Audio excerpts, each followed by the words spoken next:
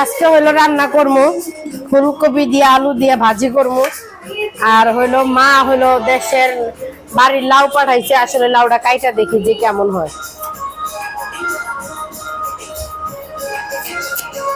আসলে লাউটা একদম কচি, একদম দেখতে একদম ফ্রেশ লাউ, কিন্তু উপরের দিকে দেখা যায় কিরকম জানি না, কিন্তু ভিতরে একদম কচি, একদম মাশাআল্লাহ লাউটা। তো যাই হোক, সবাই দেখবেন আমার ভিডিওগুলা। আর এখানে গান বাজতেছে, এই কারণে হলো কি বলবো, কিছু বলার নেই, তো আপনারা দেখতে থাকেন। এই হলো ফুলকপি দিয়ে আজকে ভাজি করবো, আলু দিয়ে ফুলকপি দিয়ে ভাজি করবো। ছোট ছোট করে ফুলকপি কাইটা নেই,